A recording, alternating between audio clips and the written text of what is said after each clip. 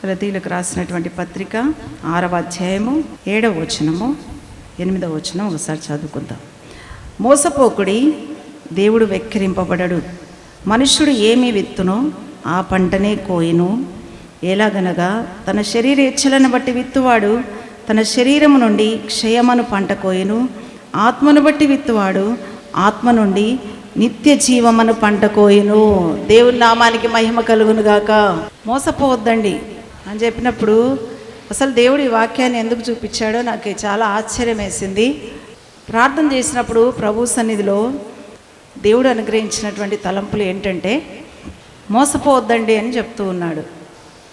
అంటే స్త్రీలు ఎక్కువగా మోసపోతూ ఉంటారు, ప్రతిదాన్ని నమ్ముతూ ఉంటారు. స్త్రీలు ప్రతి మనిషిని నమ్ముతుంటారు, ప్రతి విషయాన్ని త్వరగా నమ్ముతారు. వాళ్ళు త్వరగా నమ్ముతారు, త్వరగా మోసపోతారు. అందుకే దేవుడు ఈ వాక్యం చెప్పినాడేమో అనుకున్నాను నేను.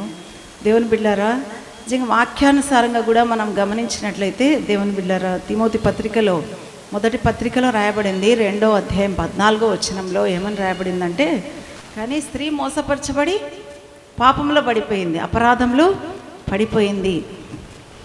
నిజంగా మరి స్త్రీలు అనేటువంటి వాళ్ళు బలహీనులు, ప్రతి విషయాన్ని నమ్మేవాళ్ళు, త్వరగా అమాయకంగా నమ్మేస్తారు. వాళ్ళు అందరి చేత మోసపోయేది వాళ్ళే. ఇతరులను మోసగించేది కూడా కొంతమంది స్త్రీలు మోసగించే వాళ్ళు కూడా ఉన్నారు. అది పక్కన పెట్టండి. తొందరగా మోసపోయే వాళ్ళు స్త్రీలు. భర్తను నమ్ముతారు, అన్నదమ్ములు నమ్ముతారు, అక్క చెల్లెలు నమ్ముతారు, అత్తను నమ్ముతారు. అత్త అయితే కోడలు నమ్ముతుంది, కూతుర్లను నమ్ముతారు, ఇరుగు పొరుగు వాళ్ళని నమ్ముతారు, స్నేహితులను నమ్ముతారు, త్వరగా నమ్మేస్తారు. మరి వాళ్ళు మోసం చేసినప్పుడు త్వరగా మోసపోయే వాళ్ళు వీళ్ళే అన్నమాట. అందుకే సర్పము తన కుయుక్తి చేత అవ్వను మోసపరిచింది అని వాక్యంలో రాయబడింది. మరి కొరింథీయులకు రాసిన 2వ పత్రికలో ఈ మాట రాయబడింది 11వ అధ్యాయం 3వ వచనం. సర్పము తన కుయుక్తి చేత అవ్వను మోసపరిచింది. జంతువుల చేత కూడా మోసపోతున్నారు స్త్రీలు. నేను ఈ వాక్యం చదివినప్పుడు నిజంగా మనుషుల చేతనే కాదు స్త్రీలు మోసపోయేది. సర్పం ఒక జంతువు, భూజంతువులలో సర్పము యుక్తి గలదై ఉండేనని వాక్యంలో ఉంది. సర్పం అంటే జంతువు చేత కూడా మోసపోతున్నారు. ఎంత బలహీనులు వీళ్ళు. అందుకే దేవుడు ఈ వాక్యాన్ని చెప్పన్నాడు. ఈ కాలంలో మరి స్త్రీలకు ఆశ ఎక్కువ కాబట్టి ఏది చూసినా కానీ అది కావాలని కోరుకుంటారు. షాప్లకు వెళ్ళినా కానీ ప్రతి వస్తువు పైన దృష్టి ఉంటుంది వాళ్ళది. ఇంటి ముందు కూడా వీళ్ళు పోతుంటారు కదా, అమ్ముకుంటూ, చీరలు అమ్ముకుంటూ, బట్టలు అమ్ముకుంటూ, బెడ్షీట్స్ అమ్ముకుంటూ, కూరగాయలు అమ్ముకుంటూ, పండ్లు అమ్ముకుంటూ పోతుంటారు. అన్నీ కావాలని కోరుకుంటారు వీళ్ళు. ఎక్కడ ఏమైనా తక్కువ దొరుకుతాయేమని తొందరగా అందుకే మోసపోతారు. బట్టల షాప్ కూడా వెళ్ళండి, వాళ్ళన్నీ లైట్లు వేసే లోపల ఆ చీర బాగుంది, ఈ చీర బాగుంది అని తీసుకుంటారు. ఆ చీరకి ఏదో ఒకటి అయి ఉంటుంది. నిజంగా స్త్రీలు చాలా మోసపోయేటువంటి స్వభావం, తొందరగా నమ్మేటువంటి స్వభావం. అందుకే దేవుడు చెప్తా ఉన్నాడు, మోసపోకండి ఓ స్త్రీలారా. దేవుడు వెక్కిరింపబడాడు. వెక్కిరింపబడాడు అంటే అర్థం ఏంటి?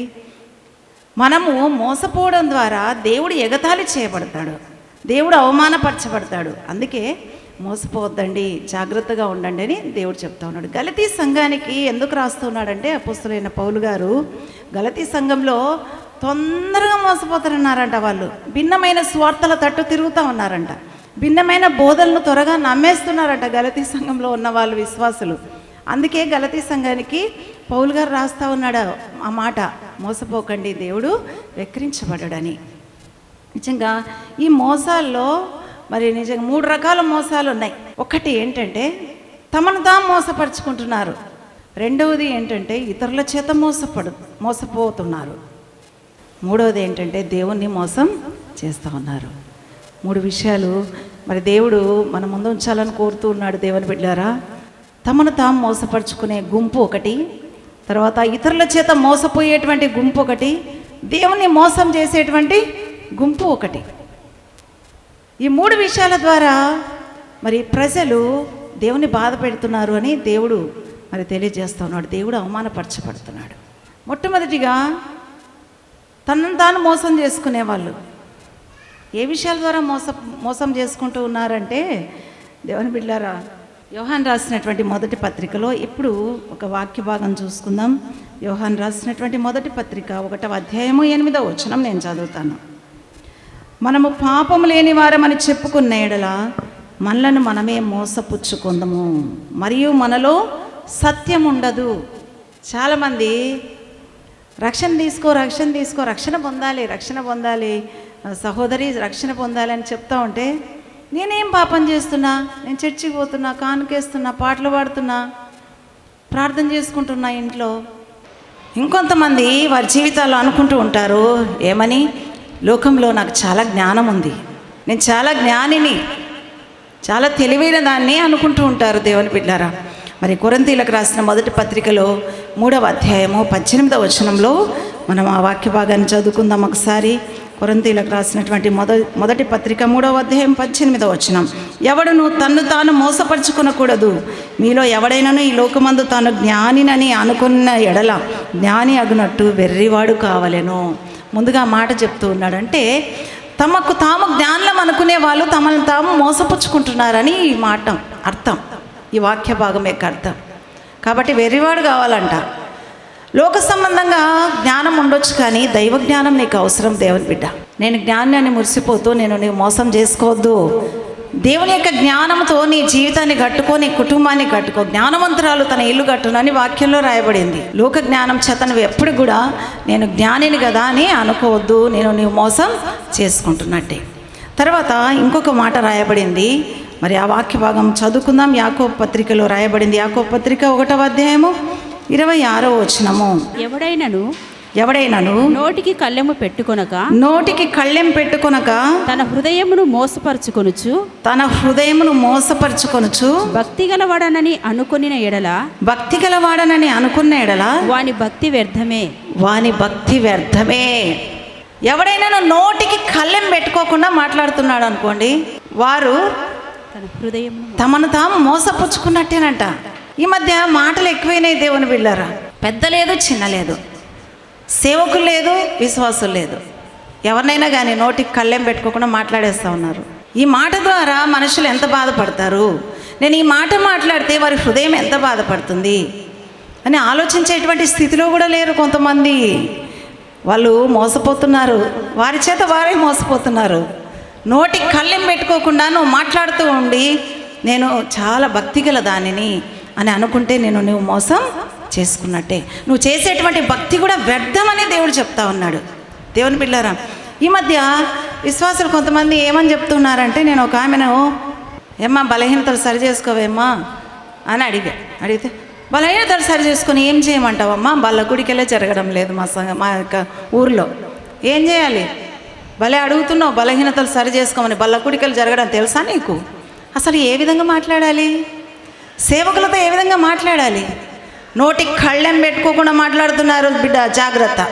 నీవు మోసం చేసుకుంటున్నావని అర్థం. పెద్ద చిన్న సేవకులు ఏమాత్రం లేకుండా మాట్లాడేస్తున్నారు చాలామంది. నువ్వు మోసపోతున్నావని గ్రహించు దేవుని బిడ్డ. నీ మాటల ద్వారా కళ్ళెం పెట్టుకోకుండా నువ్వు మాట్లాడుతూ ఉంటే చాలామంది హృదయాలు నొచ్చుకుంటున్నారేమో. ఒక విశ్వాసి కావచ్చు, ఒక సేవకుడు కావచ్చు, సేవకురాలు కావచ్చు, తల్లి కావచ్చు, తండ్రి కావచ్చు, పెద్దలు ఎవరైనా కావచ్చు, అక్క కానీ చెల్లి కానీ ఎవరైనా కానీ కళ్ళెం పెట్టుకోకుండా నువ్వు ఏదంటే ఏది నోటికి వచ్చినట్టు మాట్లాడేస్తున్నావు అనుకో, అత్త కానీ కోడలు కానీ నువ్వు మోసం చేసుకుంటున్నావు. ఆ గుంపులో ఉన్నావు, నువ్వు మోసపోతున్నావు. నీ జీవితం ద్వారా దేవుడు ఎగతాళి చేయబడుతున్నాడు. దేవుని బిడ్డ, నువ్వు భక్తి చేస్తున్నా, నేను పాటలు పాడుతున్నా, ప్రార్థన చేసుకుంటున్నా, ఇంట్లోనే ప్రార్థన చేసుకుంటున్నా. కొంతమంది అయితే ఈ మధ్య కొత్తగా వచ్చింది ఇది, నేను ఇంట్లోనే ప్రార్థన చేసుకుంటున్నా. మందిరానికి వస్తేనేనా భక్తి? మందిరంలో ప్రార్థన చేస్తేనేనా భక్తి? ఈ విధంగా కొంతమంది వ్యర్థమైన మాటలు, వాళ్ళ నోటికి కళ్ళెం ఉండడం లేదు. దేవుని బిడ్డలారా, వాళ్ళని వాళ్ళు మోసం చేసుకుంటున్నారని దేవుని యొక్క వాక్యం సెలవిస్తూ ఉంది. దేవుని బిడ్డలారా, కొంతమంది అయితే మేము చాలా గొప్ప వాళ్ళమి, ఎన్నికైన వాళ్ళం, మేము ఒట్టి వాళ్ళు కానీ ఎన్నికైన వాళ్ళమని తలంచుకుంటుంటారంట. వాళ్ళని వాళ్ళు మోసం చేసుకుంటున్నారని వాక్యం సెలవిస్తుంది. గలతీయులకు రాసిన పత్రిక మరి 6వ అధ్యాయము 3వ వచనంలో ఈ మాట రాయబడింది. ఒట్టి వాడై ఉండి ఎన్నికైన వాడిని అనుకుంటున్నాడేమో. 3వ వచనం, ఎవడైనాను వట్టివాడేయండి తాను ఎన్నికైన వాడినని ఎంచుకునేడలా తన్ను తానే మోసపరుచుకొనును. వట్టివాడంటే అర్థం ఏంటి? వట్టి వాళ్ళం అంటే ఏంటి అర్థం? ఏం లేని వాళ్ళం. ఏంటి ఏం లేదు? సంపద లేని వాళ్ళమా? ప్రార్థనా జీవితం లేని వాళ్ళు, దేవుని స్తుతించే జీవితం లేని వాళ్ళు, దేవుని యొక్క ప్రేమ, దేవుని యొక్క మనస్సు లేని వాళ్ళు వట్టివాళ్ళు. దేవుని బిడ్డలారా, వట్టివారయండి మేము చాలా ఎన్నికైన వాళ్ళము, చాలా గొప్ప వాళ్ళమని చెప్పుకుంటూ వాళ్ళని వాళ్ళు మోసం చేసుకుంటున్నారంట చాలామంది. దేవుని యొక్క వాక్యంలో క్లియర్గా రాయబడింది. నీవు మోసం చేసుకుంటున్నావేమో, ఒకవేళ హృదయంలో ఈ ఆలోచనలు ఉన్నాయేమో, దేవుని యొక్క ప్రేమ లేకుండా జీవిస్తున్నావేమో నువ్వు. కానీ నేను బాగున్నాను, నేను గొప్పదాన్ని, నేను పెద్ద విశ్వాసిని, గొప్ప విశ్వాసిని, పాత విశ్వాసిని అనుకుంటున్నావేమో. నువ్వు వట్టివాడవని గ్రహించాలి, వట్టి దానివని గ్రహించాలి, సరి చేసుకోవాలి. హృదయంలో మరి దేవుని గురించిన స్తుతి ఆరాధన ఉండాలి, ప్రార్థన జీవితం ఉండాలి, దేవుని యొక్క మనసు, ప్రేమ, దేవుడు చూపించేటువంటి జాలి కలిగినటువంటి హృదయం నీలో ఉండాలి. అప్పుడే నీవు ఎన్నికైన దానవు నీ వాక్యం సెలవిస్తుంది. ఒకవేళ ఇవన్నీ లేకుండా, ఒకవేళ నేను చాలా ఎన్నికైన దాన్ని అనుకుంటున్నావేమో, దేవుని బిడ్డ సరి చేసుకో హృదయాన్ని. నీవు మోసం చేసుకోవద్దు అని దేవుడు చెప్తా ఉన్నాడు. యాకోబు పత్రికలో ఇంకొక మాట రాయబడింది, 1వ అధ్యాయం 22వ వచనం. యాకోబు పత్రిక 1వ అధ్యాయం 22వ వచనం, మీరు వినువారు మాత్రమయ్యండి, మిమ్మును మీరు మోసపుచ్చుకొనకుండా వాక్య ప్రకారము ప్రవర్తించువారునయ్యండుడి. దేవుని నామానికి మహిమ కలుగునుగాక. దేవుని బిడ్డలారా, వినువారు మాత్రమేయండి. వాక్య ప్రకారం ఎవరైతే ప్రవర్తించకుండా ఉంటారో వాళ్ళు తమను తాము మోసం చేసుకుంటున్నారంట. వాళ్ళు వాక్యం వింటూ ఉంటారు, ఉపదేశాలు వింటూ ఉంటారు, పాస్టర్ గారు బల్ల కొద్ది చెప్తూ ఉంటారు ఉపదేశాలు. ఆ విధంగా ఉండాలి, ఈ విధంగా ఉండాలి, మనము ప్రార్థన జీవితం కలిగి ఉండాలి, పరిచర్య చేయాలి, దేవుని యొక్క పరిచర్య చేయాలి, ప్రతిదినం మన బల్ల కుడికెల్లో కూడుకోవాలి, అపోస్తలుల బోధ యందు మనం పెంచబడాలి, రోజు గంట ప్రార్థన ప్రతి విశ్వాసి చేయాలి, ఉపవాస కుడికెలకు రావాలి, సంపూర్ణ రాత్రి ఉపవాస ప్రార్థనకు రావాలి, దేవుని నామాన్ని మనం ఘనపరచాలి, సేవకుల మీటింగ్కు రావాలి సేవకులైతే. ఈ విధంగా మరి ఎన్నో ఉపదేశాలు వింటూ ఉంటారు, మరి దైవ సేవకులు చెప్తూ ఉంటారు, సేవకులు చెప్తూ ఉంటారు, కానీ వింటూ వెళ్ళిపోతుంటారు. ఆ వాక్య ప్రకారం, ఆ ఉపదేశ ప్రకారము ప్రవర్తించకుండా ఉండేవాళ్ళు వాళ్ళం ఏం చేసుకుంటుంటారంట? మోసం చేసుకుంటున్నారంట. దేవుని బిడ్డ, వాక్యానుసారంగా నువ్వు జీవిస్తున్నావా? ప్రతి ఉపదేశము మరి దేవుని నోటి నుండి వచ్చిన ఉపదేశం, ఇక్కడ పరిశుద్ధాత్ముడు బోధించేటువంటి ఉపదేశం. ఆ ఉపదేశాన్ని విని ఆ ఉపదేశ ప్రకారం నువ్వు నడుచుకోకుండా, బల్ల కుడికలకు వెళ్లకుండా, గంట ప్రార్థన చేయకుండా, ప్రార్థన లేకుండా, పరిచర్య లేకుండా నీ జీవితం ఉందేమో. ఎవరినో మోసం చేయడం లేదు, ఎవరినో బాధ పెట్టడం లేదు, నిన్ను నీవు మోసం చేసుకుంటున్నావు. నేను విశ్వాసిని అని నువ్వు మోసం చేసుకుంటున్నావని దేవుని యొక్క వాక్యం సెలవిస్తుంది. దేవుని బిడ్డ సరి చేసుకో, వాక్యం వినాలి, వాక్య ప్రకారం ప్రవర్తించాలి. అప్పుడే నిజంగా నువ్వు జీవితం ద్వారా దేవుణ్ణి ఘనపరిచే దానివైతావు. మొట్టమొదటి గుంపులు ఏంటి? మొట్టమొదటి గుంపులో చెప్పబడిన వాళ్ళు ఎవరెవరు ఒకసారి చెప్పండి. దేవుని బిడ్డలారా, వాళ్ళని వాళ్ళు మోసం చేసుకునే వాళ్ళు ఉన్నారంట ఈ గుంపులో. మొట్టమొదటిగా ఎవరు చెప్పండి? పాపం లేని వారం, బలహీనతలు లేని వారం, మేము చాలా చక్కగా ఉన్నామని చెప్పుకొని ఉండేవాళ్ళు. తర్వాత రెండవదిగా జ్ఞానులమని చెప్పుకునే వాళ్ళు తమను తాము మోసం చేసుకుంటున్నారు. తర్వాత నోటి కళ్ళెం పెట్టుకోకుండా ఎదురుగా మాట్లాడడం కాదు, ఫోన్లో కూడా మాట్లాడుతుంటారు కొంతమంది. నాతో ఒక ఆమె ఫోన్లో మాట్లాడింది, బల్లకుడికలు జరుగుతున్నాయా, నేను బలహీనతలు ఒప్పుకోవడానికి, మరి తెలియదు నీకు ఆ విషయం. నేను అన్నా నా సహోదరితో, బల్లకుడికలు జరగడం లేదని నువ్వు నాతో చెప్పినావా? ఏమన్నా నువ్వు నాతో చెప్పినావా? చెప్తే బల్లకుడికలు పెట్టే ఏర్పాటు నేను చేస్తాను, సేవకులను పంపించే ఏర్పాటు చేస్తాను. నువ్వు నాతో చెప్పలేదే. నిజంగా ఎట్లా మాట్లాడుతున్నారంటే, సేవకులు అనేది కూడా లేకుండా, పెద్దలు అనేది లేకుండా, మా యొక్క ఆత్మల కోసం కన్నీరు గార్చిన వాళ్ళు వీళ్ళు అని లేకుండా, నోటి కళ్ళెం పెట్టుకోకుండా మాట్లాడుతున్నారు.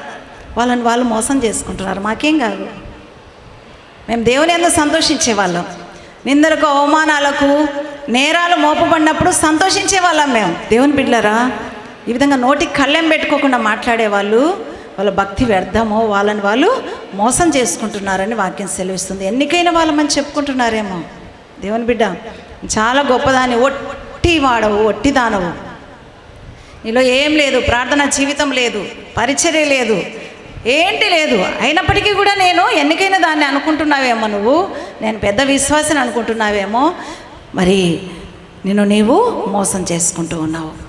వాక్యం విని కూడా వాక్యానుసారంగా నువ్వు ప్రవర్తించకుండా ఉన్నావేమో. ఒకసారి ఏ వాక్యాన్ని, ఏ ఉపదేశాన్ని నువ్వు అంగీకరించకుండా, ఏ ఉపదేశానికి అంగీకరించకుండా, లోబడకుండా నీ జీవితాన్ని గడుపుతున్నావేమో, నిన్ను నీవు మోసం చేసుకుంటున్నావు. దానివల్ల ఎవరికి కూడా నష్టము లేదు, దేవుని నామానికి అవమానం వస్తుంది. దేవుని బిడ్డ ఒకసారి ఆలోచన చేసుకొని ఈ జీవితానికే నష్టం. తర్వాత కొంతమంది రెండో గుంపులో ఉంటారు. వాళ్ళు ఎవరు అంటే ఇతరుల చేత మోసపోతూ ఉంటారు. వాళ్ళు అది ఎవరైనా కానీ, అన్న కానీ, తమ్ముడు కానీ, భర్త కానీ, అక్క చెల్లెళ్ళు కానీ, ఎవరైనా కానీ, ఇరుగు పొరుగు వాళ్ళని, స్నేహితులు, పక్కన వాళ్ళు ఎవరైనా కానీ ఇతరుల చేత మోసపోయేటువంటి మరి గుంపు ఒకటి ఉంటుంది. వీళ్ళు ఎప్పుడు మోసపోతూ ఉంటారు. వీళ్ళు మోసపోవడం ద్వారా దేవుని నామానికి అవమానం కలుగుతూ ఉంటుంది. ఆదికాండం 3వ అధ్యాయంలో మరి ఒక మాట రాయబడింది. అవ్వ పాపం చేసినప్పుడు, అంటే తినవద్దని చెప్పినటువంటి ఫలవృక్షములను తిన్నప్పుడు, తోట మధ్య ఉన్న చెట్టు ఫలములను తిన్నప్పుడు, మరి దేవుడు వచ్చి అడిగినప్పుడు ఏమని చెప్తుంది? అవ్వ, సర్పము నన్ను మోసపుచ్చిందయ్యా, అందుకని నేను తిన్నాను. సర్పం చేత మోసపోయింది అవ్వ, చాలా ఈజీగా మోసపోయింది. దేవుని బిడ్డలారా, ఆ తోటలో, ఆ ప్రాంతంలో ఎవరుండేవాళ్ళు? అవ్వతో పాటు దేవుడు ఉండేవాడు, ఆదాము ఉండేవాడు. ఇద్దరు మాత్రమే. అవ్వతో మాట్లాడాలంటే వాళ్ళిద్దరు మాట్లాడాలి. దేవుడు మాట్లాడేవాడు, ఆదాము మాట్లాడేవాడు. ఆ ఇద్దరి స్వరాలను మాత్రం అవ్వ వినేది. కానీ ఒంటరిగా వెళ్ళింది. స్త్రీలకు ఎక్కువ ఆశ అని చెప్పే కదా, ఇంకా ఏ ఫలవృక్షాలు ఉన్నాయి అని అటా వెళ్ళింది ఒంటరిగా. ఆదాము లేకుండా వెళ్ళింది. ఒంటరిగా వెళ్ళినప్పుడు మరి సర్పం మాట్లాడింది అవ్వతో. ఏమని మాట్లాడింది? ఇది నిజమా? ఈ తోట చెట్ల ఫలంలో మీరు ఒకసారి చూద్దాం ఎంత బాగా మాట్లాడిందో. చాలా బాగా మాట్లాడుతుంది సైతాను. చూడండి ఒకసారి. ఆదికాండం 3వ అధ్యాయము 1వ వచనం నుంచి నేను చదువుతాను. దేవుడైన యెహోవా చేసిన సమస్త భూజంతువులలో సర్పం యుక్తిగలదై ఉండెను. అది ఆ స్త్రీతో, స్త్రీ ఒంటరిగా దొరికింది. ఇది నిజమా? ఈ తోట చెట్లలో దేని ఫలంలను మీరు తినకూడదని దేవుడు చెప్పెనా అని అడిగాను.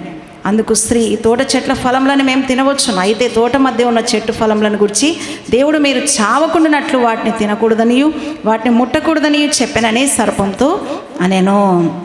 దేవుని బిడ్డలారా, ఒకసారి మనం ఆలోచన చేస్తే ఇక్కడ రెండు స్వరాలు వినేది అవ్వ. ఈ 3వ స్వరం ఏంటి? అసలు ఎక్కడి నుంచి మాట్లాడుతుంది, ఎక్కడి నుంచి ఈ స్వరం వస్తుంది అనే గ్రహింపు కూడా లేదు అవ్వకి. సర్పాన్ని చూస్తూ ఉంది. ఏంటి సర్పం మాట్లాడడం ఏంది? సర్పం ఏం మాట్లాడుతుంది అసలు? ఏంటి సర్పం మాట్లాడే మాటలు వింటా ఉంది. ఈమె గ్రహింపు లేదు. తను ఏ స్వరం వింటున్నానన్న గ్రహింపు లేదు. దేవుని బిడ్డలారా, వినేసింది, మాట్లాడుతుంది, సమాధానం కూడా ఇచ్చింది. దేవుని బిడ్డలారా, సమాధానం కూడా ఇచ్చింది. అక్కడ మనకి ఒక్క మాటనే రాయబడింది. ఇది నిజమా? దేవుడు చెప్పాడా మీతో చెట్టు ఫలాలు తినకూడదని చెప్పాడా? అదొక్క మాట రాయబడింది. కానీ దేవుని బిడ్డలారా, బాగా మనం గమనిస్తే, ఆలోచిస్తే సర్పం కొన్ని మాటలు మాట్లాడి ఉంటుంది. అక్కడ పరిశుద్ధ గ్రంథంలో రాయబడిన మాటలు రాస్తే భూలోకం జాలదంట. చాలా మాట్లాడి ఉంటుంది సర్పం. ఆ తోటను కాయడానికి, సేద్యం చేయడానికి ఆదాము అవ్వలను దేవుడు నియమించాడు. మీరు ఈ తోట సేద్యం చేసుకుంటా, కాసుకుంటా, ఫలాలు తినుకుంటా, ఆయన చెప్పేది వినుకుంటా, ఇదేనా మీ పని? ఇదేనా మీ పని? మీరు చస్తారా? దేవుడు చెప్పినాడా? మీరు చావరు. మీరు చావరు. మీ కళ్ళు తెరవబడతాయి. మూసుకపోయినాయి మీ కళ్ళు. ఓ అవ్వా, నువ్వు గుడ్డిదాని, గుడ్డోళ్ళు అయిపోయినారు మీరు. ఆయన చెప్పేది వినుకుంటా గుడ్డోళ్ళు అయిపోయి ఆ తోటను సేద్యం చేసుకుంటా, దాన్ని కాసుకుంటా, ఏ జంతువులు ఏవి రాకుండా ఇదే పనిలో ఉన్నారు మీరు. మీ కళ్ళు మూసుకొని పోయినాయి. మీ కళ్ళు తెరవబడతాయి. ఆ తోట చెట్ల ఫలం తింటే, తోట మధ్యన ఉన్న చెట్టు ఫలం తింటే మీ కళ్ళు తెరవబడతాయి. మూసుకొని పోయిన స్థితిలో ఉన్నారు మీరు. దేవుని మాటలు వినుకుంటూ మీరు దేవతల వలె ఉంటారు. మీరు ఏదో ఆయన చెట్టు ఫలంలో వేస్తే పని చేసుకుంటూ ఆయన కింద బానిసల్లాగా ఆయన కింద బానిసల్లాగా పని చేసుకుంటూ ఆ ఫలాలు తినుకుంటూ ఇదే జీవితం అనుకుంటున్నారేమో మీరు దేవతల్లాగా అయిపోతారు, తిను ఆ ఫలాలు తిను అని సాతాన్ గాడు ఆ సర్పంలో దూరి మాట్లాడాడు. అవతో ఈ మాటలన్నీ కూడా మాట్లాడి ఉంటాడు దేవుని బిడ్డలారా. దేవతల వలె ఉంటారా అనేసరికి అవ్వకు ఆశ పుట్టింది. అయ్యో నేను వినే స్వరం ఏంటి, ఒక జంతువులో నుంచి స్వరం వస్తుంది, ఈ స్వరం ఏంటి? నేను రోజు వినే స్వరము దేవుని స్వరం కదా, ఆదాము స్వరం కదా, ఈ స్వరం ఏంటి అనే గ్రహింపు కూడా, స్వరాన్ని గుర్తుపట్టలేనటువంటి స్థితిలో ఉంది హవ్వ. వెంటనే ఆ మాటలను నమ్మింది దేవుని బిడ్డారా, నమ్మింది, మోసపోయి అపరాధంలో పడిపోయింది అని వాక్యంలో క్లియర్గా ఉంది. కుయుక్తి, సర్పము తన కుయుక్తి చేత హవ్వను మోసపరిచింది అని వాక్యంలో ఉంది క్లియర్గా. కుయుక్తి అంటే చెడ్డ యుక్తి, చెడు ఆలోచన, చెడ్డ ఉపాయము. సర్పము ఈ చెడ్డ యుక్తి చేత అవ్వను మోసపరిచింది. అవ్వ సర్పం యొక్క మాటలు నమ్మింది దేవుని బిడ్డలారా. ఇవి దేవునికి వ్యతిరేకమైన మాటలు కదా. దేవుడేమో మీరు నిశ్చయంగా చస్తారంటున్నాడు, ఆ పండు తిన్న దినమున మీరు నిశ్చయంగా చస్తారంటున్నాడు. ఇక్కడేమో చావనే చావరు. ఎంత వ్యతిరేకంగా! అసలు హవ్వ ఒకసారి ఆలోచన చేయాల్సింది. మమ్మల్ని దేవుడు సృష్టించాడు, ఈ తోట చెట్ల ఫలములన్నిటి మా కోసం వేశాడు, మమ్మల్ని ఇక్కడ ఉంచాడు, ఒక కాపుదలగా ఉంచాడు ఇక్కడ పని చేయడానికి. మరి మాకే పని పాట లేదు, ఆ తోట చెట్ల ఫలములు తినాలి, అంత తోట సేద్యం చేయాలి, కావాలిగా ఉండాలి, ఇంతే పని కదా. దేవుడు ఎంతగానో ప్రేమించే బాధ్యతను అప్పచెప్పాడు కదా దేవుని బిడ్డారా. హవ్వ మాత్రం కూడా ఆలోచించలేకపోయింది, స్వరాన్ని గుర్తుపట్టలేకపోయింది, సాతాను యొక్క స్వరాన్ని, కుయుక్తితో ఉన్నటువంటి సాతాను యొక్క స్వరాన్ని గుర్తుపట్టలేకపోయింది. నేను దేవునికి వ్యతిరేకమైపోతానే, ఈ తోట చెట్ల ఫలం తింటే, తోట మధ్యన ఉన్న ఈ ఫలవృక్షాలు తింటే దేవునికి వ్యతిరేకమైపోతానే, నన్ను సృష్టించాడే దేవుడు అని కూడా ఆలోచించకుండా వెంటనే మోసపోయింది. ఆ తోట చెట్ల ఫలములు తినింది, ఆదాముకు కూడా ఇచ్చింది. అపరాధములు, పాపంలో పడిపోయింది దేవుని బిడ్డలారా. చాలామంది దేవుని యొక్క స్వరాన్ని, సాతాను యొక్క స్వరాన్ని గుర్తుపట్టలేని బిడ్డలు ఉంటున్నారు. ఈ కాలం మోసపోతున్నారు. వెంటనే సహవాసంలో మరి చాలామంది పరిచర్య చేస్తూ ఉంటారు. సేవకులు, పరిచర్యలో ఉన్నవాళ్ళు, నమ్మకంగా మరి దేవుని పని చేస్తున్న వాళ్ళు చాలామంది ఉంటారు. మీకు ఇదే పని, ఈ సహవాసంలోనే ఉంటారు మీరు. ఇంకా ఆయన చెప్తూ ఉంటాడు, మీరు పరిచర్య చేస్తూ ఉంటారు, ప్రార్థనలు చేస్తూ ఉంటారు, ఇదే పనా? మీరు బానిసలా? మీరు పని చేసేవాళ్ళా? మీరు మాట్లాడుతూ ఉంటారు పక్క నుంచి. స్వరము దేవుని బిడ్డలారా మనుషుల్లో దూరి ఈ మాటలు మనకు వినిపిస్తూ ఉంటాయి. మీరు పని చేయాలనా? సేమ్ సాతాను ఏ విధంగా మాట్లాడాడో సర్పములో ఉండి అవ్వతో ఆ విధంగానే పక్క నుండి మనుషులలో నుండి మాట్లాడుతూ ఉంటాడు. ఆయన చెప్తూ ఉంటాడు, మీరు వింటూ ఉంటారు. ఇంకంతే, తినుకుంటూ పని చేసుకుంటూ ఉండడం. అంతేనా మీ పని? మీరు కారా పాస్టర్లు? మీరు కారా సేవకులు? మీకు ఒక గొప్పతనం అనేది ఉంటుంది. సాతాను మాట్లాడుతూ ఉంటాడు మనుషుల్లో ఉండి. దేవుని బిడ్డ ఆలోచించి, ఈ స్వరం ఏది? దేవుని స్వరం ఏది? దేవునికి వ్యతిరేకమైనటువంటి స్వరం మాటలు ఏవి? ఒకసారి అవ్వ ఆలోచించలేకపోయింది. క్రీస్తు రక్తంలో కడగబడిన మనము ఆలోచన చేయాలి. దేవుని నామానికి మహిమ కలుగును గాక. మనము స్వరాన్ని గుర్తుపడితే మనం పాపంలో పడకుండా ఉంటాం, బలహీనతలో పడకుండా ఉంటాం. మన జీవితం ద్వారా దేవుడు ఘనత పొందుకుంటాడు. దేవుని బిడ్డ స్వరాన్ని గుర్తుపట్టాలి. దేవుని బిడ్డలారా అన్ని బోధలు చాలా వస్తున్నాయి ఈ మధ్య. కొంతమంది చూడండి, యూట్యూబ్ ఓపెన్ చేస్తూ ఉంటారు, ఓపెన్ చేసి ఏ బోధ వస్తే ఆ బోధ వింటూ ఉంటారు. ఈ అన్ని బోధల చేత మోసపోయే వాళ్ళు చాలామంది ఉన్నారు.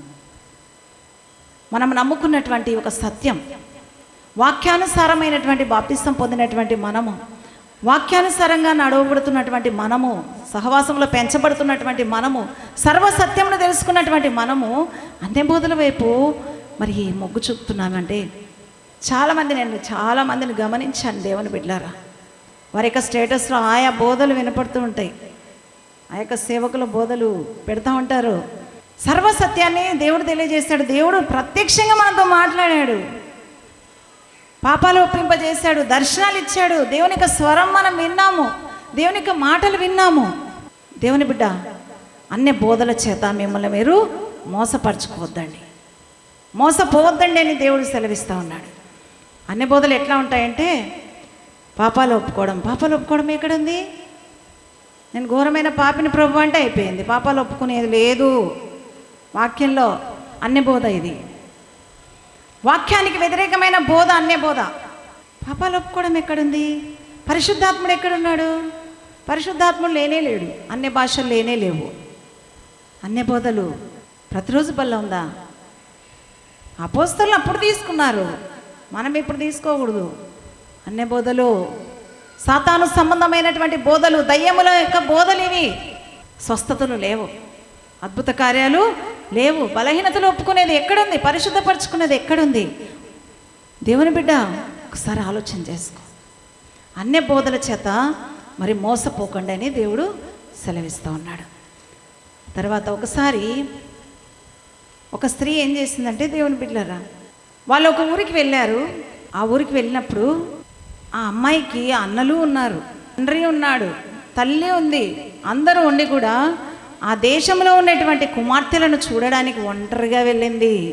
ఆదికాండం 34వ అధ్యాయంలో ఈ మాటలు రాయబడినాయి. దేవుని బిడ్డలారా, దీనా అని ఒక సహోదరి ఉంది. ఆ సహోదరి ఒంటరిగా షెకెము అనేటువంటి ఊరికి వెళ్ళి ఆ ప్రాంతంలో కుమార్తెలు, ఆడపిల్లలు ఏ విధంగా ఉంటారో చూడ్డానికని వెళ్ళింది. అక్కడ ఆ దేశమును ఏలినటువంటి హమోరు అనేటువంటి వ్యక్తి యొక్క కుమారుడు ఆ సహోదరిని చూసినప్పుడు ఆ సహోదరితో ప్రీతిగా మాట్లాడాడంట. ప్రీతిగా మాట్లాడినప్పుడు ఆ మాటలను నమ్మింది. ఆ సహోదరి జీవితం నాశనమైంది, మోసపరచబడి జీవితాన్ని నాశనం చేసుకుంది. దేవుని బిడ్డలారా, చాలామంది ప్రీతికరమైన మాటలు వింటూ ఉంటారు, పురుషులు మాట్లాడే మాటలు వింటారు. దేవుని బిడ్డ, ఒకసారి ఆలోచన చేసుకో. తీయనైన మాటలు మాట్లాడతారు లోకంలో ఉన్నటువంటి వాళ్ళు. ఆ ప్రీతి అయినటువంటి మాటలు, ఇష్టంగా మాట్లాడే మాటలు విని జీవితాన్ని మోసం చేసుకుంటున్నావేమో, మోసపరుచుకుంటున్నావేమో. దేవుని బిడ్డ, చాలామందికి నేను చెప్తూ ఉంటాను, స్త్రీలకి ఒంటరిగా వెళ్ళొద్దండి, ఇద్దరు వెళ్ళండి. సేవకులకు కూడా చెప్తూ ఉంటాను. దీన ఒంటరిగా వెళ్ళింది. దేవుని బిడ్డలారా, మోసపరచబడింది. ఇంకొక సహోదరి ఉంది, తామారు. మరి సమూయేలు మొదటి గ్రంథంలో 13వ అధ్యాయంలో మరి ఈమె గురించినటువంటి విషయాలు రాయబడ్డాయి. 7వ అధ్యాయము 8వ వచనంలో తామారు మరి తన అన్న ఇంటికి పిలిచినప్పుడు, ఆమె చేతి వంటకం తినాలని పిలిచినప్పుడు ఒకసారి ఆలోచన చేయలేదు. సరే, వాళ్ళ అన్న ఇంటికే వెళ్ళాలి, ఎవరినైనా వెంట పెట్టుకొని వెళ్ళొచ్చు, వాళ్ళ అమ్మను వెంట పెట్టుకొని వెళ్ళొచ్చు, చెలికత్తెలను వెంట పెట్టుకొని వెళ్ళొచ్చు. దేవుని బిడ్డలారా, ఒంటరిగా వెళ్ళింది. మరి అన్న చేత మోసపరచబడింది, తన జీవితం నాశనం అయిపోయింది. చాలామంది ఒంటరిగా ప్రయాణం చేస్తుంటారు, ప్రీతికరమైన మాటలు వింటూ ఉంటారు, లోకంలోని వ్యక్తులతో మాట్లాడుతూ ఉంటారు, ఫోన్లలో మాట్లాడుతుంటారు, వ్యక్తిగతంగా లైవ్లో మాట్లాడుతూ ఉంటారు. ఆ ప్రీతికరమైన మాటలు విని జీవితాలను మోసపరుచుకున్నటువంటి స్త్రీలు చాలామంది ఉన్నారు. దేవుని బిడ్డలారా, మోసపోకండి. దేవుడు వెక్కిరించబడడు. మోసకరమైన మాటలు విని మోసపోవద్దండి, ప్రీతికరమైన మాటలు విని మోసపోవద్దండి. నీ జీవితం ద్వారా దేవునికి మహిమ రావాలి, కానీ మరి దేవుడు ఎగతాళి చేయబడకూడదు, అవమానపరచబడకూడదు అని దేవుడు సెలవిస్తూ ఉన్నాడు.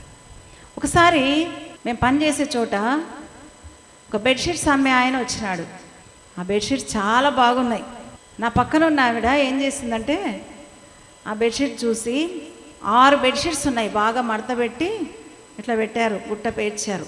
6 బెడ్షీట్స్ కనపడుతున్నాయి మాకు. ఆ 6 బెడ్షీట్స్ 2000 అని చెప్పారు ఆ అమ్మే వ్యక్తి. చెప్పినప్పుడు 6 బెడ్షీట్స్ 2000కు వస్తున్నాయి, ఎంత మంచి బెడ్షీట్స్ కదా అనేసి నా పక్కనున్న సహోదరి ఆ బెడ్షీట్స్ వేసుకుంది, 2000 ఇచ్చేసింది. 2000 ఇచ్చేసిన తర్వాత ఆ వ్యక్తి వెళ్ళిపోయినాడు. దేవుని బిడ్డలారా, వెళ్ళిపోయిన తర్వాత ఆ బెడ్షీట్స్ అంతా విప్పితే 4 మాత్రమే ఉన్నాయి బెడ్షీట్స్. చాలా మోసపోతూ ఉన్నారు స్త్రీలు. అవి చాలా అందంగా ఉన్నాయని చూసి తీసుకుంది ఆ సహోదరి, మోసపోయింది. అందమైన వ్యక్తులు చూసి మోసపోతున్నారేమో లోకంలో. అవ్వ చూసినట్టుగా కన్నులకు అందమైనటువంటి ఆ ఫలవృక్షాలను తినింది. అందంగా ఉన్నటువంటి వ్యక్తులను చూసి చాలామంది స్త్రీలు మోసపోతున్నారు ఈ కాలం. దేవుని బిడ్డ, నువ్వు మోసపరచబడకూడదని వాక్యం దేవుడు సెలవిస్తున్నాడు. మోసపోవద్దండి దేవుని బిడ్డ, మోసపోవద్దు. దేవుడు వెక్కిరించబడతాడు. దేవుని బిడ్డారా, అనేకుల చేత, భర్తల చేత మోసపోయిన వాళ్ళు కూడా చాలామంది ఉన్నారు. అన్నతమ్ముల చేత, అక్క చెల్లెల చేత. ఒకసారి ఆలోచన చేసుకో. దేన్ని చూసి నువ్వు మోసపోతున్నావేమో, నీ జీవితం నాశనం చేసుకుంటున్నావేమో తీర్మానం చేసుకోవాలి. అవ్వ మోసపోయి అపరాధంలో పడినట్టుగా మనుషుల మాటలు విని నువ్వు మోసపోతున్నావేమో. ఒకసారి ఒక సహోదరి మరి పాపాలు ఒప్పించేటప్పుడు ఏమని చెప్పిందంట ఒక సహోదరికి పక్కన, ఇప్పుడు పాపాలు ఒప్పుకున్నావు కదా, నువ్వు పాపాలు ఒప్పుకున్న తర్వాత ఈ పాపాలన్నీ నీ భర్తకు చెప్పాలి ఖచ్చితంగా. నువ్వు ఒప్పుకున్న పాపాలన్నీ, వివాహం కాకముందు చేసిన పాపాలు అన్నీ నీ భర్తతో నువ్వు ఒప్పుకోవాలి అని చెప్పిందంట. ఇదెంత మాట! నమ్మింది. నిజంగా నా భర్తకు చెప్పాలేమో నేను ఇవన్నీ అనుకుంది ఆ సహోదరి. అనుకొని తను వివాహం కాకముందు చేసిన పాపాలన్నీ తీసుకుపోయి భర్తకు చెప్పేసిందంట. అయిపోయింది జీవితం. ఏమైపోయింది? దుర్భరం అయిపోయింది. భర్త ద్వారా రోజు వేదన్నే, రోజు బాధనే, రోజు అనుమానాలు. దేవుని బిడ్డారా, మీకు ఏదైనా సందేహం వస్తే మరి సేవకులను అడగండి. మనుషుల మాటలు విని మరి మోసపోవద్దండి. దేవుని వాక్యానుసారంగా మరి దైవ సేవకులు చెప్పేటువంటి మాటలు మరి మీ జీవితాలని బలపరుస్తాయి. దేవుని బిడ్డారా, త్రోవ తప్పించవు. ఇక మరి ఇతరుల చేత మోసపోయే వాళ్ళు మరి గుంపులో ఉన్నారు. ఇందాక చెప్పుకున్నాం. దేవుని బిడ్డారా, మరి దేవుణ్ణి మోసం చేసేవాళ్ళు ఇంకొక గుంపు. దేవుణ్ణి వారి జీవితాలలో మోసం చేసేవాళ్ళు. సాతాను చేతిలో వీళ్ళు మోసపోయి దేవుణ్ణి మోసం చేయడానికి సిద్ధపడి ఉంటారు ఈ గుంపు. దేవుని బిడ్డలారా, అపోస్తల కార్యంలో 5వ అధ్యాయంలో మరి 3వ వచనం నుంచి మనం ఆ వాక్య భాగాన్ని 5వ అధ్యాయంలో అంతా చదువుకుంటే అక్కడ ఒక కుటుంబం ఉంది. మరి ఆ కుటుంబంలో వ్యక్తుల పేర్లు అననీయ, సప్పీరా. ఆ కాలంలో, అపోస్తల కాలంలో ఏం చేసేవాళ్ళంటే విశ్వాసులంతా కూడా వారికి ఉన్నటువంటి పొలాల్ని, వారికి ఉన్నటువంటి ఇండ్లను అన్నిటిని అమ్మేసి అపోస్తల పాదంలో ఎద్దబెట్టేవాళ్ళంట. పెడితే వాళ్ళు అపోస్తలు అంటే సేవకులు వారి వారి అక్కర కొలది పంచిపెట్టేవాళ్ళంట. వీళ్ళకి కొంచెం తక్కువ ఉంది, వీళ్ళకు కొంచెం ఎక్కువ ఉంది, ఇది సరిపోతుందని వారి వారి అక్కర కొలది, వీళ్ళ అక్కరలో ఉన్నారు అని వాళ్ళకి మరి సంపద ఇచ్చేవాళ్ళంట. ఈ అననీయ సప్పీరాలు కూడా విశ్వాస జీవితంలో ఉన్నవాళ్ళు. దేవుని బిడ్డారా, వీళ్ళు ఏం చేశారంటే వారికి ఉన్నటువంటి పొలాన్ని, భూమిని అమ్మేశారు. అమ్మేసి ఏం చేశారంటే ఆ భూమి వెలలో కొంత దాచుకొని కొంత అపోస్తల పాదంలో ఎద్దబెట్టారంట. కొంత దాచుకొని కొంత తెచ్చిపెట్టారంట. అప్పుడు అక్కడ ఒక మాట అంటాడు. మరి చూడండి, సేవకుడు ఒక మాట అంటాడు. అపోస్తల కార్యములు 3వ వచనం, 5వ అధ్యాయము 3వ వచనం చదువుకుందాం. అప్పుడు పేతురు అననీయ, నీ భూమి వెలలో కొంత దాచుకొని పరిశుద్ధాత్మను మోసపుచ్చుటకు సాతాను ఎందుకు నీ హృదయమును ప్రేరేపించెను. దేవుని బిడ్డలారా, పరిశుద్ధాత్మను మోసం చేసే వాళ్ళు చాలా మంది ఉన్నారు. వీళ్ళు సేవకునికి తెలియదులే అనుకొని భూమిని అంతా అమ్మి కొంత దాచుకొని కొంత తెచ్చి సేవకుల పాదంలో ఎద్దబెట్టారంట. అప్పుడు చూడండి ఎంత క్లియర్గా పేతురు గారు అంటున్నారు, అననీయ, పరిశుద్ధాత్మను మోసపుచ్చడానికి సాతాను ఎందుకు మీ హృదయాల్ని ప్రేరేపిస్తూ ఉన్నాడు. సాతాను ప్రేరేపణ వల్ల పరిశుద్ధాత్మను మోసం చేస్తున్నారు. సాతాను చేత మోసపరచబడి పరిశుద్ధాత్మను మోసం చేస్తున్నారు, దేవుని మోసం చేస్తున్నారు. వారి జీవితాలు నాశనం అయిపోయినాయి. దేవుని బిడ్డలారా, ప్రాణాలు కోల్పోయారు. దేవుడు ప్రతి మనిషిని నమ్ముతాడు. పరిశుద్ధాత్మ దేవుడు నమ్ముతాడు. నమ్మేసి దేవుని సన్నిధికి వచ్చిన తర్వాత 3 దినాలు పాపాలు ఒప్పుకుంటారు కదా. ఇక్కడ వాళ్ళు ఒప్పుకుంటుంటే దేవుడు వాళ్ళని చూస్తూ ఉంటాడు. పరిపూర్ణమైన పశ్చాత్తాపంతో ఒప్పుకుంటారు. అయ్యా, నేను ఘోరమైన పాపినయ్యా, ఆ పాపం చేశా, ఈ పాపం చేశా, నన్ను క్షమించయ్యా, నీ రక్తంతో కడగయ్యా, నేను నీ క్రమాలకు, సంఘ క్రమాలకు, నీవు నియమించినటువంటి నియమాలకు, కట్టడాలకు, వాక్యానికి నేను లోబడతాను ప్రభువా, నేను తీర్మానం చేసుకుంటున్నాను ప్రభువా, నేను మాట తప్పను ప్రభువా అని చాలా చాలా పశ్చాత్తాపపడి మరి ప్రభు సన్నిధిలో తీర్మానాలు చేసుకుంటారు. దేవుని బిడ్డారా, దేవుడు ప్రతి వ్యక్తిని కూడా చూసి నమ్మి వాళ్ళకి నూతనమైన పేరు ఇస్తాడు, దర్శనాలు ఇస్తాడు. వాళ్ళ గొప్ప రక్షణ ఇస్తాడు దేవుడు నమ్మి. కానీ చాలామంది మనల్ని నమ్మినటువంటి దేవుణ్ణి మోసం చేస్తూ ఉన్నారు. నియమాలు లేదు, కట్టడి లేదు, క్రమాలు లేదు, రక్షణ పొందానే అయిపోయింది. చేసినటువంటి ప్రమాణాలను మీరుతూ ఉన్నారు. దేవునికి ద్రోహం చేసినట్టు కాదా? నేను ఖచ్చితంగా నీ సన్నిధికి వస్తానయ్యా, ప్రతి ఆదివారం వస్తాయా, ప్రతి నియామక కూటాలకు నేను వస్తానయ్యా అని దేవుని సన్నిధిలో ప్రమాణం చేసి ప్రమాణాలను తప్పి మరి ప్రార్థనలు జరుగుతున్నా కూడా ఇంటి దగ్గర ఉంటారు, ప్రార్థనలు జరుగుతున్నా కూడా పెళ్ళిళ్ళకి వెళ్ళిపోతారు. నియామక కూటానికి రాకుండా అనేకమైన పనులు పెట్టుకున్న వాళ్ళు చాలామంది ఉన్నారు. వీళ్ళంతా కూడా దేవుని మోసం చేసిన వాళ్ళు. దేవుడు నమ్మి రక్షణ ఇస్తే దేవుని మోసం చేస్తున్నారు. పరిచర్య చేస్తానయ్యా, నేను నీకు దశంభాగం ఇస్తానయ్యా, నేను సేవకుల మాటలకు లోబడతానయ్యా, నేను ఉపదేశాలకు లోబడతానయ్యా నేను అని దేవుని సన్నిధిలో తీర్మానాలు చేసుకున్నప్పుడు దేవుడు నమ్మాడండి. దేవుడు నమ్మాడు, రక్షణ ఇచ్చాడు, నూతనమైన పేరు ఇచ్చినాడు, పరిశుద్ధాత్మను కూడా అనుగ్రహించినాడు. పరిశుద్ధాత్మను మోసం చేస్తున్నారు చాలామంది. దేవుని సన్నిధికి రాకుండా, నియామక కూటాలకు రాకుండా, పరిచర్యలకు రాకుండా, సేవకుల ద్వారా నియమించినటువంటి కట్టడలకు, నియమాలకు, క్రమాలకు, వాక్యానుసారమైనటువంటి క్రమాలకు లోబడకుండా పరిశుద్ధాత్మను దేవుని మోసం చేస్తూ బ్రతుకుతున్న వాళ్ళు చాలామంది ఉన్నారు. దేవుని బిడ్డలారా, ఒకసారి ఆలోచన చేసుకోండి. దేవుని మహింపరుస్తున్నామా? మనము దేవుని మోసం చేస్తూ ఉన్నాం. ఒక బాధ్యత ఇచ్చింటాడు దేవుడు మనకి. రక్షింపబడిన తర్వాత, సేవా జీవితంలోకి వచ్చిన తర్వాత ఒక బాధ్యత అప్పచెప్పింటాడు దేవుడు.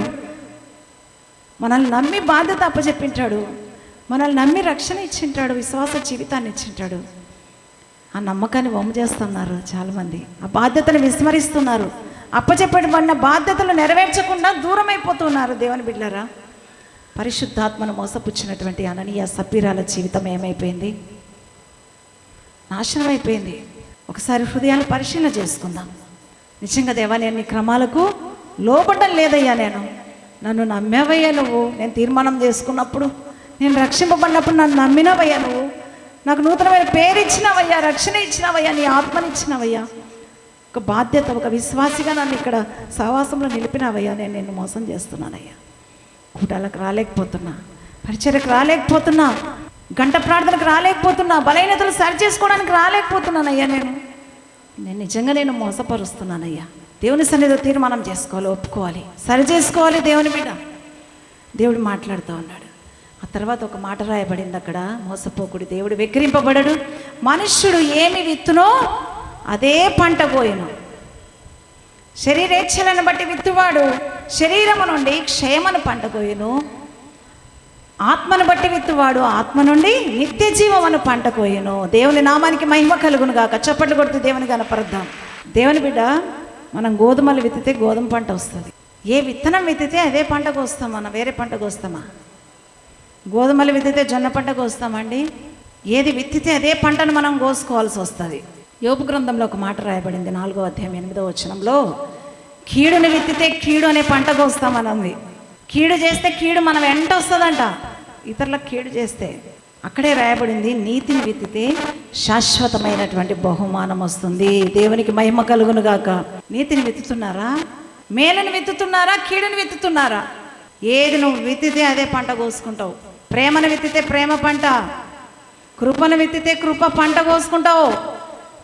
నువ్వు ప్రేమ లేని జీవితంలో ఉంటే, ఇతరుల పట్ల దయలేని జీవితంతో ఉంటే నీకు దయ రాదు. నీ పైన దయ పుట్టదు ఎవరికి. ఇతరులు నీ పైన ప్రేమ చూపరు, అదే పంట కోసుకుంటావు నువ్వు. దేవుని బిడ్డలారా, రూతు యొక్క జీవితము మరి దుర్భరమైపోయినటువంటి జీవితం. ఒక విధవరాలిగా ఉంది తన జీవితంలో.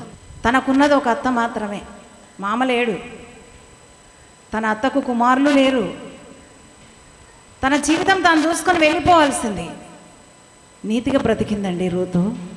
తనను నమ్మి చేసుకుంది కదా అత్త తన కుమారునికి. నమ్మకాన్ని వమ్ము చేయకుండా తన అత్తతో కలిసి ఉంది. అక్కడ రాయబడింది, బోయజ్ ఒక మాట అంటాడు, నీ అత్తకు నువ్వు చేసినదంతయో నాకు వినబడెను. ఎంత చేసిందో అత్తకు. అందుకే దేవుడు నీకు నీతిగా బ్రతికింది కాబట్టి, అందుకే దేవుడు నీకు సంపూర్ణమైన బహుమానం ఇస్తాడు అని చెప్పాడు. దేవుని నామానికి మహిమ కలుగును గాక. నీతి విత్తితే మనము శాశ్వతమైన బహుమానం, సంపూర్ణమైన బహుమానం పొందుకుంటాం. దేవుని బిడ్డ, నీ అత్త పట్ల నువ్వు ప్రేమ చూపితే నీకు ప్రేమ దక్కుతుంది. నీ కోడల పట్ల దయ చూపితే నీకు దయ దక్కుతుంది. దేవుని బిడ్డలారా, ఈ కాలంలో అత్త అంటే కోడలకు పడదు, కోడలంటే అత్తకు పడదు. విశ్వాసులు ఏం విత్తుతున్నావు? అత్తకు నీళ్ళు పోస్తున్నావా? కొంచెమన్నా ఆహారం పెడుతున్నావా? అన్నం పెడుతున్నావా అత్తకి? లేదు.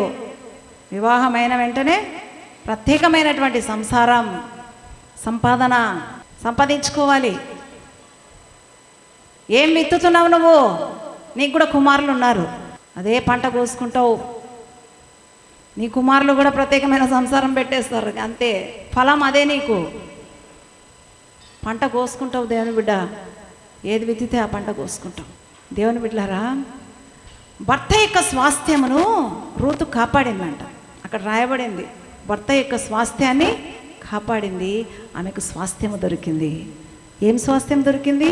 బోయజే ఒక స్వాస్థ్యము, దేవుడు ఇచ్చినటువంటి స్వాస్థ్యము పొందుకుంది రూతు. దేవుని బిడ్డలారా, చాలామంది భర్తలకు అవమానం తెస్తూ ఉన్నారు, అత్తలకు అవమానం తెస్తూ ఉన్నారు. కొంతమంది అత్తలే కోడళ్ళకు అవమానం తెస్తూ ఉన్నారు. కోడలంటే దయలేదు, కోడలపైన దయ చూపనేటటువంటి అత్తలు ఉన్నారు.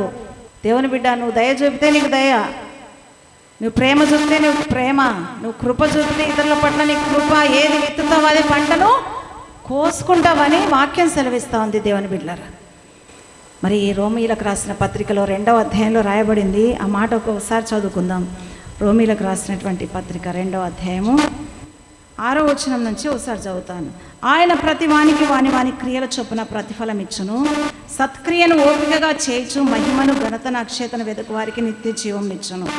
అయితే భేదమును పుట్టించి సత్యమునకు లోబడక దుర్నీతికి లోబడి వారి మీదికి దేవుని ఉగ్రతయు రౌద్రము వచ్చును. దుష్కార్యము చేయి ప్రతి మనుష్యుని ఆత్మకు, మొదట యూదునికి గ్రీసు దేశస్తునికి కూడా శ్రమయు వేదనయు కలుగును.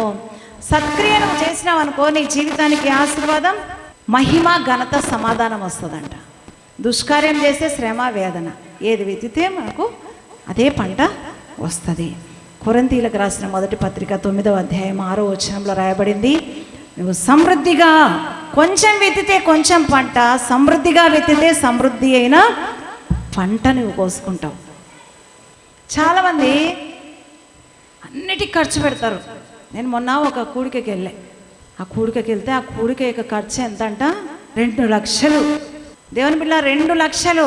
చనిపోయిన బిడ్డను, చనిపోయే స్థితిలో ఉన్నటువంటి బిడ్డను బ్రతికించాడని, ఆ బిడ్డ ఎదిగిందని కూడిక పెట్టారు. దేవుని బిడ్డారా, 2 లక్షలు ఖర్చు పెట్టి కూడికను పెట్టారు. సేవ కొరకు కొంచెం ఇచ్చారు కానుక. అసలు కొంచెం విత్తితే కొంచెం పంట, సమృద్ధిగా విత్తితే సమృద్ధి అయిన పంట. నువ్వు లోక సంబంధమైన వాటి కొరకు, ఆడంబరాల కోసం, కుర్చీల కోసం, జనాల కోసం, ఆహారం కోసం అంత ఖర్చు చేస్తే దేవుని సేవకు నువ్వు కొంచెం ఖర్చు పెడితే దేవుడు చూడడా? దేవుని ప్రేమించు, సమృద్ధిగా దేవుని కొరకు విత్తు, సమృద్ధి అయిన పంట నీవు నీ జీవితంలో కోసుకుంటావు. దేవుని బిడ్డారా, సమూయేలు మొదటి గ్రంథంలో 2వ అధ్యాయంలో మరి మనం చూసినట్లయితే అక్కడ ఒక సహోదరి ఉంది. ఆ సహోదరి పేరు హన్నా. ఆ సహోదరి దేవుని సన్నిధిలో ప్రార్థన చేసుకొని, కన్నీటి ప్రార్థన చేసుకొని, ఉపవాసాలు ఉండి, సంతానం లేని సమయంలో, గుడ్రాలుగా ఉన్న సమయంలో మరి దేవుని ద్వారా ఒక కుమారుణ్ణి పొందుకుంది. ఆ కుమారుణ్ణి మరి దేవుని సేవకై ప్రతిష్ఠ చేసింది. ప్రతిష్ఠ చేసిన తర్వాత ఆ సంతానమునకు, అక్కడ ఒక వాక్య భాగం చదువుకుందాం మనం. సమూయేలు మొదటి గ్రంథము 2వ అధ్యాయం 20వ వచనం ఒకసారి చూసుకుందాం. యెహోవా సన్నిధిని మనవి చేసుకొనగా నీకు దొరికిన ఈ సంతానమునకు ప్రతిగా యెహోవా నీకు సంతానమునిచ్చునుగాక అని ఏలి ఎల్కానాను అతని భార్యను దీవించిన తర్వాత వారి ఇంటికి వెళ్ళిరి. సమూయేలుని ఇచ్చిన తర్వాత, ప్రతిష్ఠ చేసిన తర్వాత సంతానమునకు ప్రతిగా మరలా సంతానం ఇచ్చాడంట దేవుడు. కుమారుణ్ణి విత్తింది, కుమారులను కోసుకుంది. నిజంగా నీ సంతానాన్ని విత్తుతున్నావు, దేవుని సన్నిధిలో ప్రతిష్ఠ చేస్తున్నావు అంటే నీకు శాశ్వతమైన బహుమానం, మరలా ప్రతిగా దేవుడు బహుమానం ఇస్తాడు. దేవుని బిడ్డలారా, హన్నా యొక్క జీవితంలో మరి ఆశీర్వాదం కలిగింది.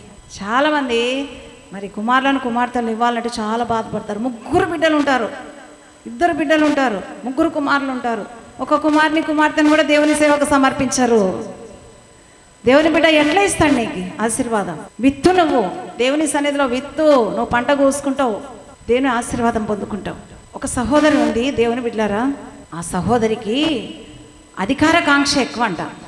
అధికారకాంక్ష ఎక్కువైపోయి తన కుమారుడు రాజు, ఆ రాజు చనిపోయిన తర్వాత ఆ రాజుకు కుమారుడు ఉంటాడంట, ఈమెకు మనవడు ఉంటాడు. అయినా కానీ ఆ సహోదరి కుమారులను అందరినీ, అంటే రాజకుమారులను అందరినీ కూడా చంపించేస్తుంది. ఎందుకంటే తన అధికారం పొందుకోవాలి, తన రాజ్యం ఏలుకోవాలనుకొని. దేవుని బిడ్డలారా, చంపించింది కదా, తాను చంపబడింది. చంపించింది రాజకుమారులను అందరినీ, తాను రాజు రాణి కావాలని రాజ్యం ఏలింది 6 సంవత్సరాలు. తర్వాత చంపబడింది.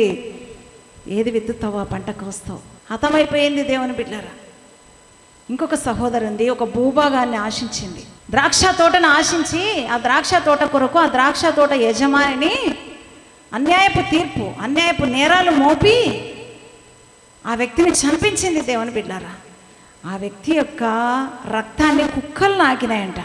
యెజెబెలు కుక్కలు నాకినాయంట. ఆ స్థలంలోనే ఈ యెజెబెలు భర్త అయిన అహాబు యొక్క శరీరాన్ని మరి చనిపోయిన తర్వాత కుక్కలు నాకినాయంట రక్తాన్ని.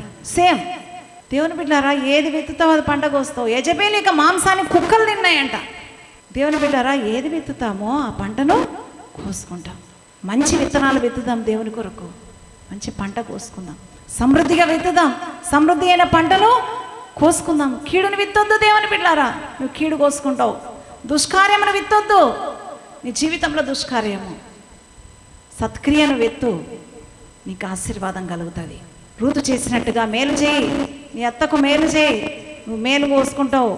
నీ అత్తకు పరిచర్య చేయి, నువ్వు పరిచర్య చేయించుకుంటావు. నీ అత్త పట్ల ప్రేమ చూపు, నీకు ప్రేమ చూపే వాళ్ళు ఉంటారు. నీ కోడల పట్ల ప్రేమ చూపు, నీకు ప్రేమ చూపే వాళ్ళు ఉంటారు. దేవుని బిడ్డారా, చాలామంది మరి వాక్యాలు ఎంతగా వింటారు కానీ నిజంగా మేము మీ విత్తాలు కదా, అదే పంట కోసుకుంటాం. వాక్యం సెలవిస్తుంది కదా, జీవితాలు మార్చుకోండి దేవుని బిడ్డారా. ఇంతగా వాక్యం విత్తబడుతున్నప్పటికీ కూడా మరి హృదయాలను కదిలించుకొని వాళ్ళు చాలామంది ఉన్నారు. ఒకసారి దేవుడు చెప్పేటువంటి ఈ మాటలు మరి మనం ఆలోచన చేస్తే నిజంగా ఇంతకాలం ఏం విత్తామో ఆలోచన చేసుకోండి. కీడును విత్తామా, మేళ్ళు విత్తామా, కొంచెంగా విత్తామా, సమృద్ధిగా విత్తామా? మరి ఒకసారి తీర్మానం చేసుకుందాం దేవుని సన్నిధిలో. అయ్యా, నేను మేలునే విత్తుతానయ్యా, నా అత్తను చూసుకుంటా, నా కోడలను చూసుకుంటా, నా అన్నదమ్ములను అక్కచెల్లెలను చూసుకుంటానయ్యా. నేను మంచిగా ప్రేమగా దేవుని ప్రేమ వారి పట్ల చూపుతానయ్యా. ప్రేమను విత్తు, నువ్వు ప్రేమించబడతావు ఇతరుల చేత. ఒకసారి మోకరిద్దామా దేవుని బిడ్డలారా. అతల్య అనేది తన జీవితంలో ద్రోహం జరిగింది, తన రాజరికం పోయింది అని కేకలేసింది. ఒకప్పుడు ద్రోహం చేసి రాజరికాన్ని పొందుకుంది. ద్రోహానికి ద్రోహమే, కీడుకు కీడే జరుగుతుంది. దేవుని బిడ్డ మోకరించి ఒకసారి ఆలోచన చేసుకుందాం. ప్రతి ఒక్కరు కూడా ప్రభు సన్నిధిలో మోకరిద్దాం. ఒకసారి తీర్మానం చేసుకోండి దేవుని బిడ్డలారా. మోసపోకండి, దేవుడు వెక్కిరించబడడు. దేవుడు సెలవిస్తున్నటువంటి మాట, మోసపోతున్నావేమో దేవుని బిడ్డ, నీ చేత నీవే మోసపోతున్నావేమో, నేను జ్ఞానం కదా అనుకుంటున్నావేమో. ఒకసారి ఆలోచన చేసుకో. వాక్యం విని కూడా వాక్యానుసారంగా ప్రవర్తించినటువంటి స్థితిలో ఉన్నావేమో. ఒట్టి దానవు నీవు. ఏ దేవుని ప్రేమ, ప్రార్థన, స్థుతి ఏం కూడా లేదు నీలో. దేవుని మాటలు లేవు, అయినా కూడా ఎన్నికైన దాన్ని అనుకుంటున్నావేమో. నిన్ను నీవు మోసపరుచుకుంటున్నావు. నోటి కళ్ళే పెట్టుకోకుండా మాట్లాడుతున్నావేమో. దేవుని బిడ్డ సరి చేసుకో హృదయాన్ని. నిన్ను నీవు మోసం చేసుకుంటున్నావు నీ మాటల చేత. హృదయాన్ని సరి చేసుకోండి దేవుని బిడ్డలారా. ఒకసారి బలహీనతలు లేవు, పాపాలు లేవు అని చెప్పుకుంటూ తిరుగుతున్నావేమో. నిన్ను నీవు మోసం చేసుకుంటున్నావు. దేవుని యొక్క నియమాలకు లోబడనేవు. నిన్ను నీవు మోసపరుచుకుంటూ దేవుని మోసం చేయొద్దు. ఇతరుల చేత మోసపోవద్దు. మోసపరచబడినట్లుగా నువ్వు సాతాను సంబంధమైన మనుషుల చేత మోసపరచబడుతున్నావేమో. దేవుని బిడ్డ, దేవతల్లాగా ఉంటావు నువ్వు. ఒక రాణివైతావు, బయట వచ్చి బ్రతుకు, దేవుని సహవాసంలో ఉండొద్దని సాతాను ఒకవేళ సాతాను సంబంధమైన మనుషుల చేత చెప్పిస్తూ ఉన్నాడేమో. స్వరాన్ని గుర్తుపట్టు దేవుని బిడ్డ. దేవుని యొక్క స్వరం ఏది? వాక్యానుసారమైన మాటలు ఏవి? దేవునికి వ్యతిరేకమైన స్వరం ఏది? మాటలు ఏవి? అన్య బోధల చేత మోసపరచబడుతున్నావేమో. సర్వసత్య సంఘములో, సహవాసంలో దేవునితో మాట్లాడాడు. అనుభవపూర్వకంగా దేవుని తెలుసుకున్న నీవు అన్య బోధల చేత మోసపోకూడదని దేవుడు సెలవిస్తూ ఉన్నాడు. అయ్యా, నేను ఆయా బోధల చేత మోసపోతున్నానయ్యా, నీ నామానికి అవమానం తెస్తున్నానయ్యా. నేను తీర్మానం చేసుకున్న ప్రకారంగా నీ నియమాలకు కట్టడలకు నేను లోపడతానయ్యా. నువ్వు నమ్మి రక్షణ ఇచ్చావయ్యా, నాకు నన్ను నమ్మినవయ్యా. నేను నమ్మక ద్రోహం చేయనయ్యా. సంఘ నియమాలకు క్రమాలకు నేను లోపడతానయ్యా. మనుషుల మాటలోనే నేను మోసపోయానయ్యా. ఇంతకాలం తీర్మానం చేసుకుని దేవుని బిడ్డరా, నేను ఇక ముందు మోసపోనయ్యా. ఒంటరైన స్థితిలో ప్రీతికరమైన మాటలు విని నా జీవితాన్ని మోసం చేసుకున్నానేమయ్యా. పరిశుద్ధాత్మ తండ్రి, నేను మోసం చేశానయ్యా. నా యొక్క జీవితం ద్వారా నీకు తెలియదనుకొని అనేకమైన పనులు చేశానయ్యా. నిన్ను మోసం చేశానయ్యా, క్షమించని దేవుని సన్నిధిలో తీర్మానం చేసుకోండి. అననీయ సప్పిరాలు ఏకీభవించినట్లుగా ఏకీభవిస్తున్నారేమో. పరిశుద్ధాత్మ దేవుని, నేను నమ్మిన పరిశుద్ధాత్మ దేవుని మోసపుచ్చి నీవు దేవుని క్రమాలకు లోబడకుండా తిరుగుతున్నావేమో. దేవుని బిడ్డ, ఒకసారి ఆలోచన చేసుకో.